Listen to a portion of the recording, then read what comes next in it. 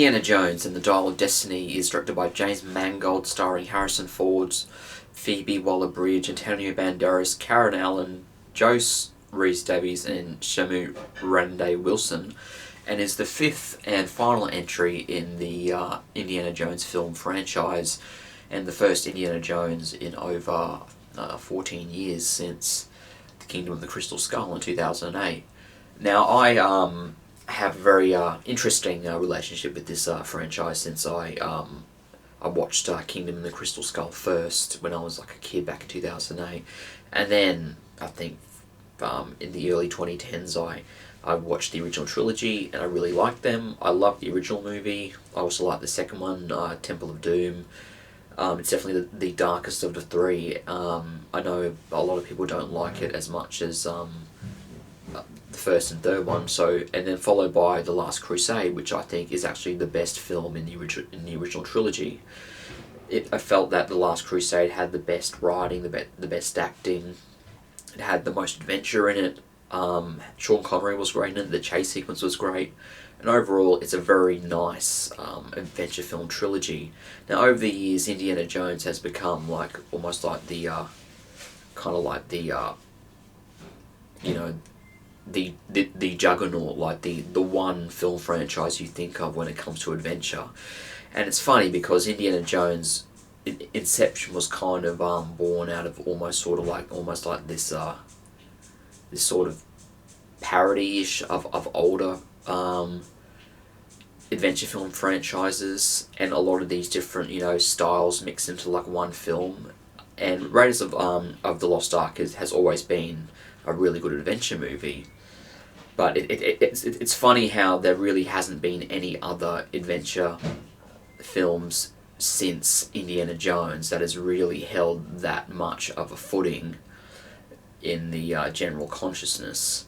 I guess you could say Lord of the Rings trilogy is also an adventure trilogy, but it's still an adaptation based off a book, while this was an original film franchise. So anyway, and as you know, Kingdom of the Crystal Skull has a very mixed reception. I did like the movie a lot when it first came out when I was a kid. I thought it was a great adventure, a lot of good scenes, though the issues are definitely a lot more glaring today, most notably the overexposure on most of the shots, which look pretty bad. Overall, it was a fine story with some really good scenes, and it might have been it had a bit of a sort of a dumb, hollow villain, but it was overall a decent movie. But it didn't really live up to the expectations of older Indiana Jones fans to the original trilogy. So anyway, after over 14 years since the last film came out, we have the fifth and final entry, which is The Dial of Destiny. Now, I was anticipating this movie quite a bit. I was looking forward to a new Indiana Jones film, and I was quite surprised when it got some pretty poor reception and mixed reviews very early in its release, from a lot of critics. But I kind of just swallowed my fear and I went in anyway.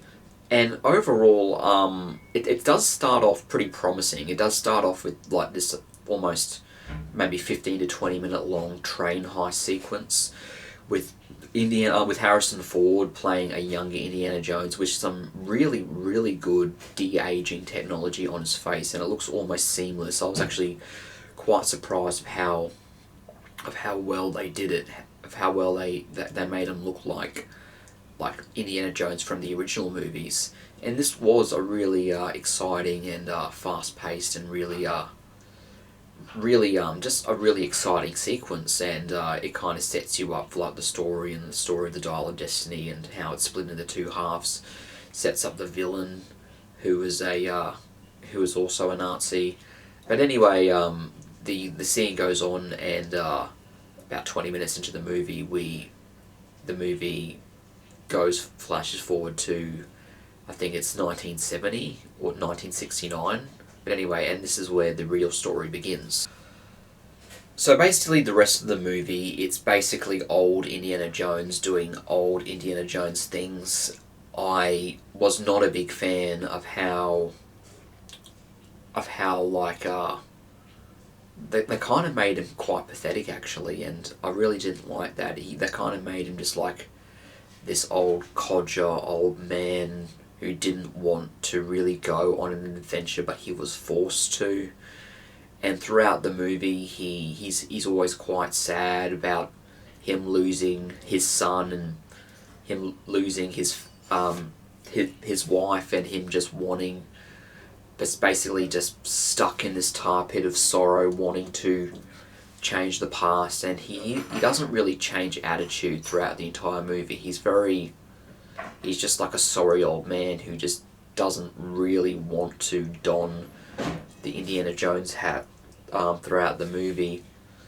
And even though he does do some adventuring, he never really has the original charisma or the original drive that the character had in the first three movies. And even Crystal Skull, he's very reluctant to go on this adventure, and he seems very tired and very washed out, and I wasn't a fan of that. I don't think Harrison Ford was a fan of it either. I feel like he wanted to bring back the old Indiana Jones, and he could have made it work even with an aging character, but I feel like the writers just didn't want that to happen, and it pisses me off because like you can see that he really wanted the character to be more in this film, but I think the writers kind of